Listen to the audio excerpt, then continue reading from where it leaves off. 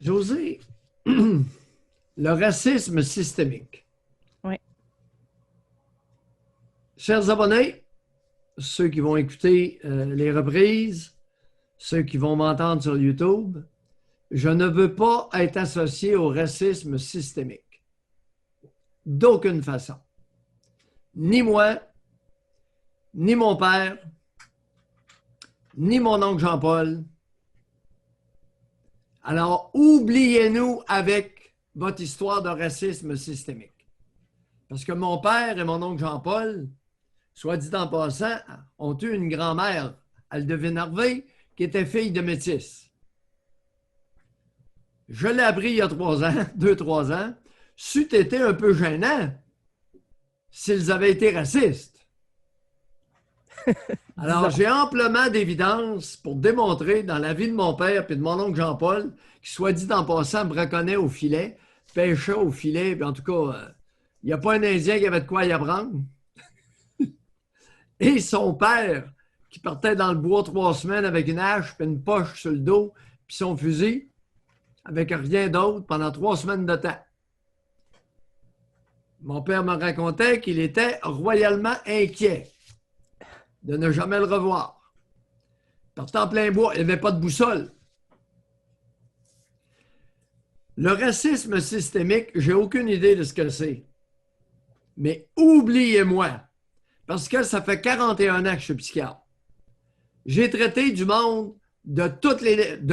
non, pas toutes, plusieurs nationalités, plusieurs religions différentes. J'ai même essayé d'aider un rabbin juif avec sa conjointe.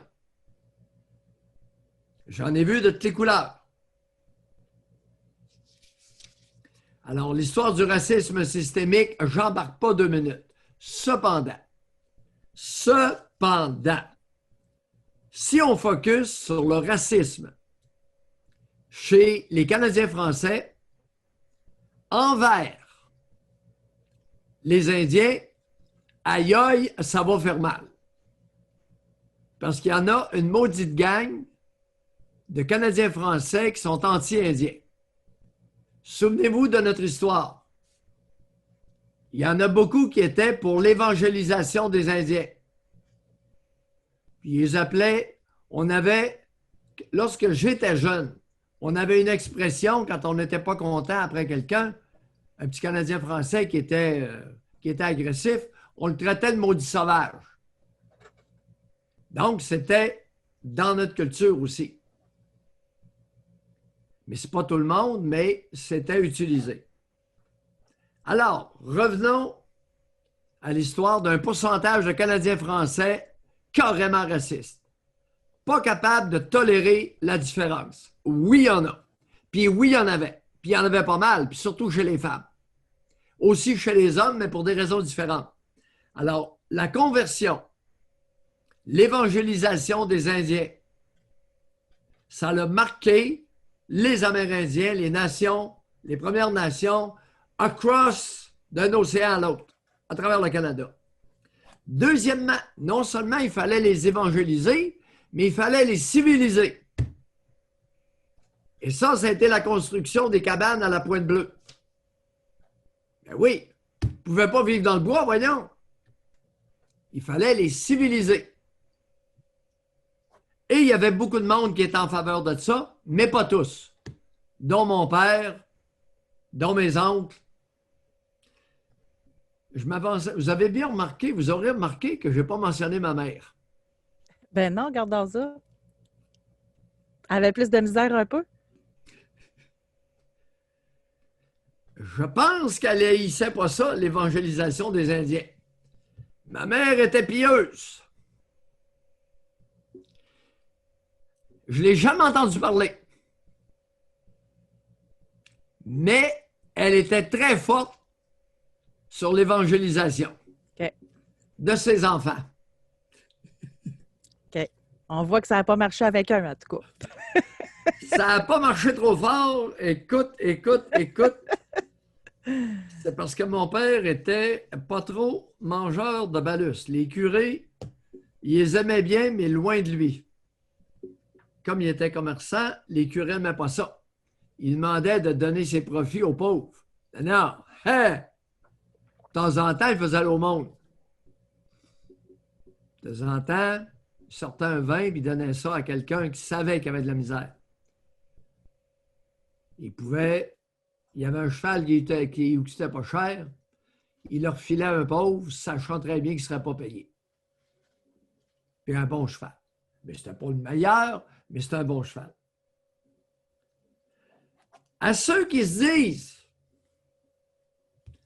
très favorables en fin de semaine dans la manifestation contre le racisme systémique, je vais vous poser une couple de questions, les copains et les copines.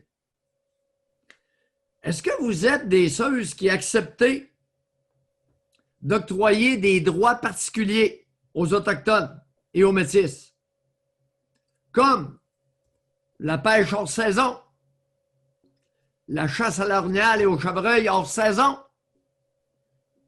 territoire de trappe, principalement tournant autour de leur subsistance alimentaire et économique? Ceux qui appuient, ceux qui ont participé à la manif, vous répondez quoi à mes questions? Hey, c'est tellement bon comme question, là. Je déteste l'hypocrisie et mon sport, c'est de la débusquer. Vous savez que le vice-premier des Québécois, puis ça, c'est sorti là, dans un livre qui date, là, c'est vieux, là, mais c'est encore autant d'actuel, là. Le premier vice des Québécois, c'est l'envie. Ouais. Fait que je m'imagine, moi, qu'on décide de donner ces droits-là particuliers, alors que les autres, les chasseurs, eux autres, sont restreints dans les temps, dans leur période de chasse versus les Autochtones. Eh boy, ça marche pas. Ça passerait pas.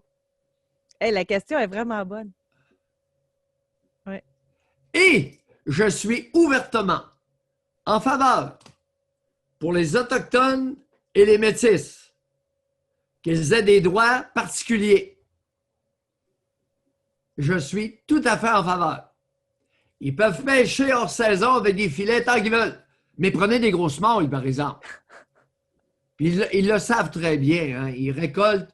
Tu sais, les Amérindiens, soyez prudents avant de les traiter. Ce n'est pas parce qu'ils ne sont pas instruits que beaucoup d'entre eux ne sont pas intelligents. Faites attention.